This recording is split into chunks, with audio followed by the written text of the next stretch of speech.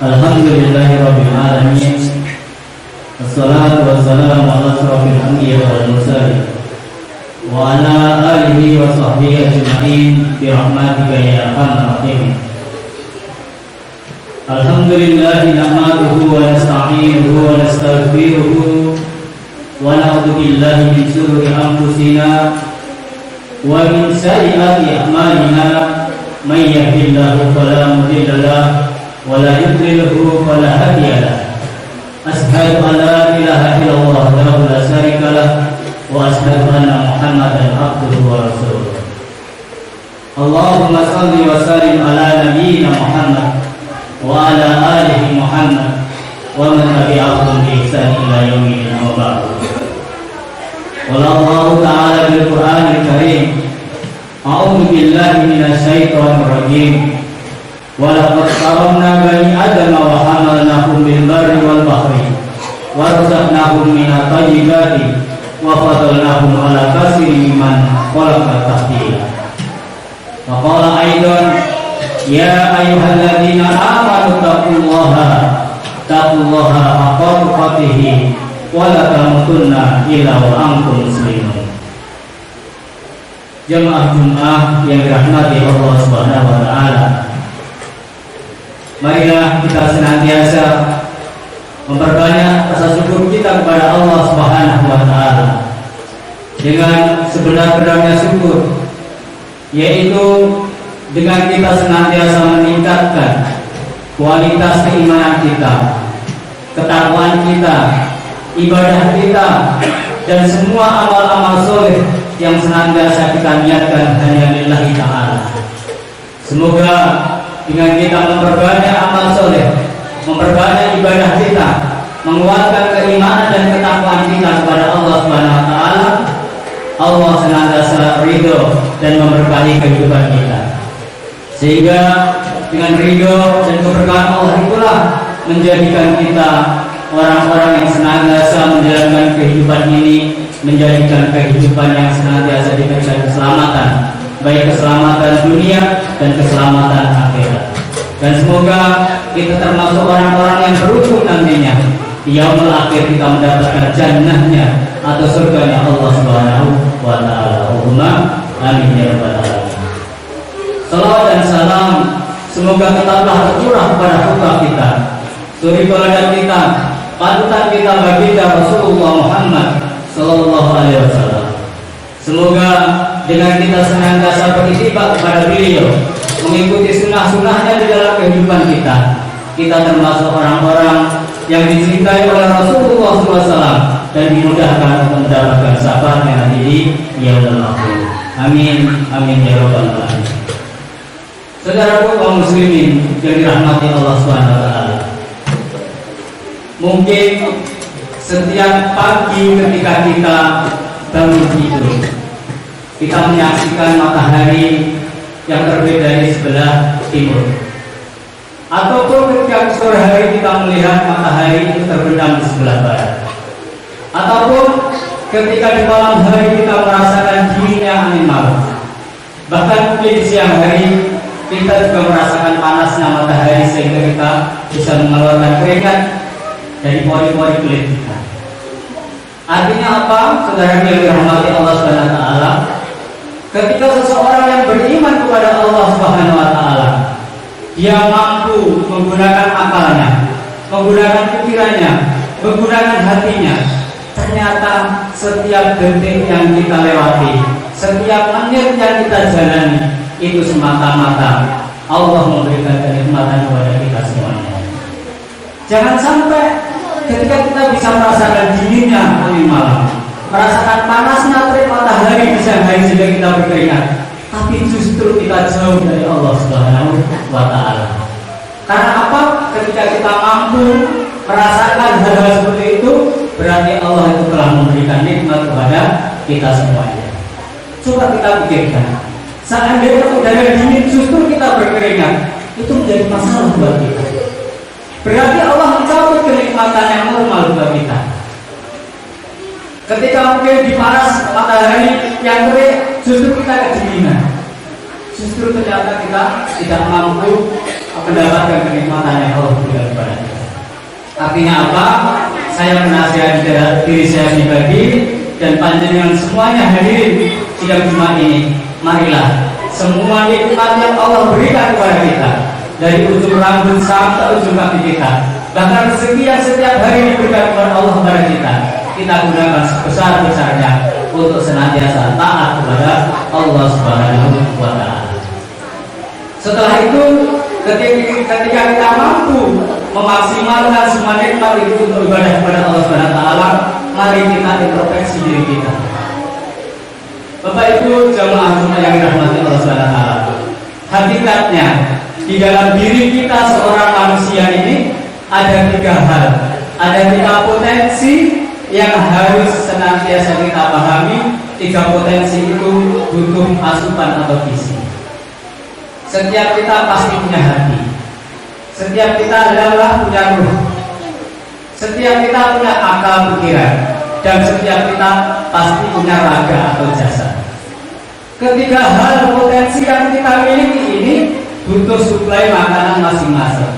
Maka diharapkan seorang muslim itu harus tawazun, harus seimbang, sebagaimana Allah menciptakan langit dan bumi ini dalam keadaan seimbang. Ada panas, ada dingin, ya, ada udara, ada tanah dan air dan sebagainya. Ini adalah dalam bentuk ketawazunan, dalam bentuk adalah keseimbangan. Ketika Allah menciptakan keseimbangan dalam alam raya ini, maka diharapkan seorang muslim itu harus memiliki keseimbangan di dalam dirinya. Apa yang harus kita jaga supaya diri kita itu bisa setawazun, bisa seimbang? Yang pertama adalah tentang maknawiyah kita, hati kita. Hati kita itu butuh keseimbangan, butuh nutrisi. Makanan hati kita itu apa? Adalah zikirullah. Sebagaimana mungkin kita sering mendengarkan puji-pujian ketika sebelum sholat. Apa yang menyebabkan hati kita tentram? Berzikir kepada Allah, membaca Al-Quran, mentadabburi Al-Quran, dan sebagainya. Maka hati kita, hati seorang manusia itu supaya hatinya lembut, maka harus banyak disentuh dengan berzikir kepada Allah Subhanahu wa Ta'ala. Supaya hati kita tentram, maka kita harus banyak membaca Al-Quran, tadabbur Al-Quran, melaksanakan nilai-nilai Al-Quran.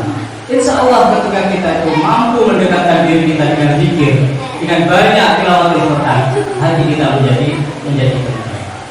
Itu satu hal sebagai seorang muslim yang harus senantiasa kita jaga supaya kita tawazun, seimbang.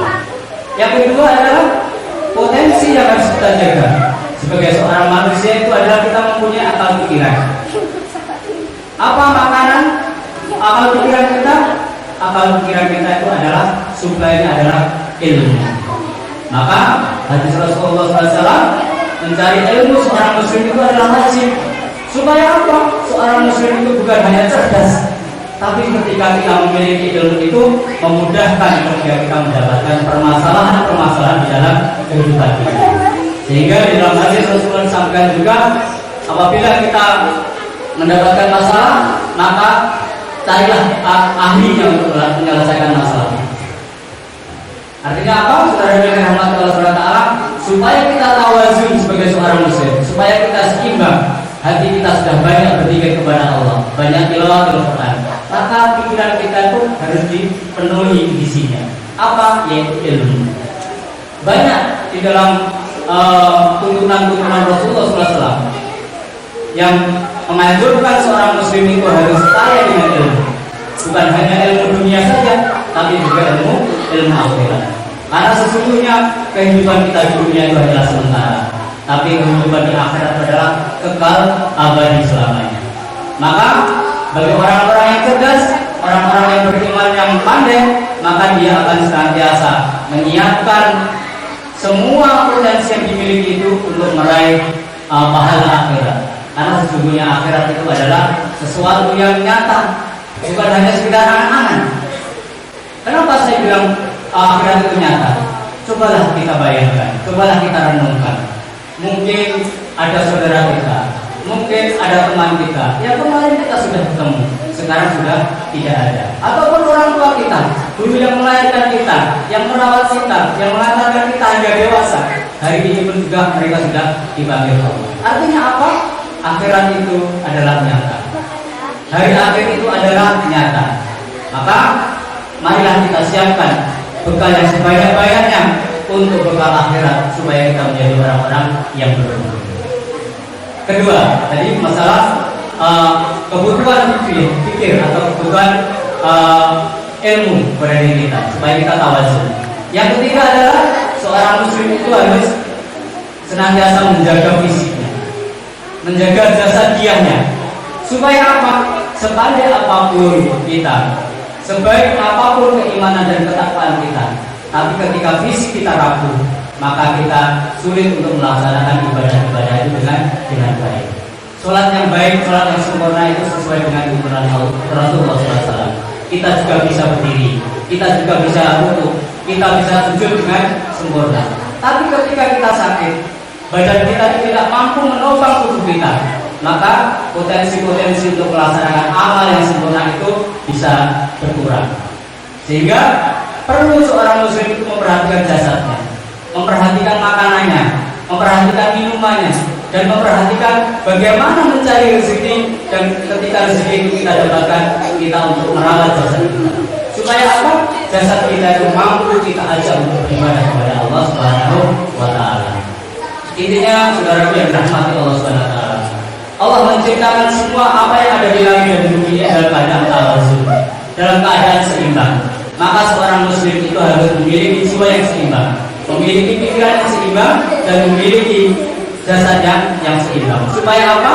Supaya kita mampu senantiasa terus menambah ketakwaan kita, ibadah kita kepada Allah Subhanahu wa Ta'ala. Karena sesungguhnya setiap kita, setiap orang makhluk yang bernyawa itu pasti akan mati, dan ujung kematian itu adalah menghadap Allah Subhanahu wa Ta'ala. Mari Bapak Ibu yang dirahmati Allah Subhanahu wa Ta'ala, kita jaga hati kita jaga pikiran kita jaga jasad kita, supaya apa? Supaya kita menjadi orang-orang yang tawazun, orang-orang yang seimbang, orang-orang yang senantiasa dekat dan mendapatkan keberkahan Allah Subhanahu wa Ta'ala, keberkahan dunia dan keberkahan akhirat. Barakallahu wa barakatuh. A'udzu billahi minasyaitonir rajim. Bismillahirrahmanirrahim. Wal asri innal insana lafi khusr illa alladziina aamanu wa 'amilus shalihati wa tawassaw bil haqq wa tawassaw bis sabr. Allahumma shalli ala sayyidina Muhammad wa ala ali sayyidina Muhammad. Alhamdulillah an'ama bi nikmatil iman wal islam wa bi nikmatil hidayah. Alhamdulillahirabbil alamin wa bihi nasta'inu fi umuri dunya wa din wa ala alihi wa sahbihi ajma'in bi rahmatika ya arhamar rahimin. Pada sesi khutbah yang kedua ini, saya mengingatkan diri pribadi dan jamaah semuanya, ketika kita mendapatkan banyak nikmat yang diberikan oleh Allah Subhanahu wa Ta'ala, nikmat sehat, nikmat umur, nikmat waktu, dan mungkin banyak di antara manusia mengatakan bahwa nikmat itu adalah harta.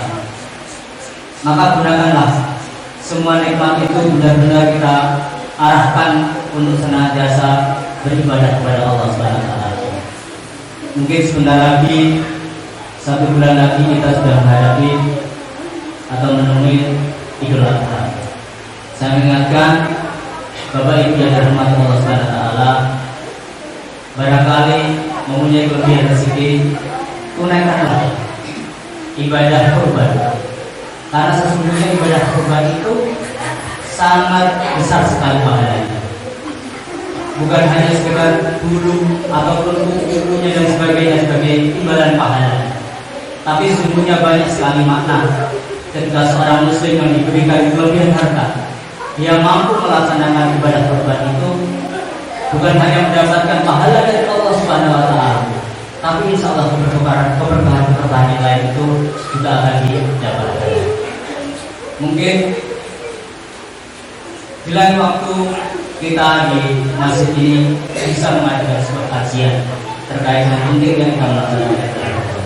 Intinya saya pribadi dan panjenengan semuanya apabila memilih bagian rezeki, tunaikanlah ibadah kurban. Supaya apa? Supaya ada keberkahan di dalam kehidupan kita. Mari kita berdoa bersama-sama, semoga Allah senantiasa memberikan hidayah di dalam kehidupan kita, sehingga dengan hidayah atau petunjuk itu kita senantiasa diberikan keselamatan oleh Allah, keselamatan dunia dan akhirat kita. Allahumma shalli ala sayyidina Muhammad wa ala alihi sayyidina Muhammad walhamdulillahi rabbil alamin. Qulillahumma malikal mulki tu'til mulka man tasha wa tanzi'ul mulka mimman tasha wa tu'izzu man tasha wa tudhillu man tasha bi yadikal khair innaka ala kulli shay'in qadir. Tulijul laila bin nahari wa tulijul nahara fil lail wa tukhrijul hayya minal mayyit wa tukhrijul mayyita minal hayy wa tarzuqu man tasha bi ghairi hisab. Allahumma inna hadha iqbalul laili wa iqbalun nahari wa asfatu atiqfir lana Rabbana zalamna anfusana wa illam taghfir lana wa tarhamna lanakunanna minal khasirin. Raditu billahi rabba wa bil islami dina wa bi Muhammadin nabiyya wa rasula. Rabbana atina min ladunka rahmah wa hayyi lana min amrina rasada. Rabbana atina fid dunya hasanah wa fil akhirati hasanah wa qina adzabannar. Walhamdulillahi rabbil alamin.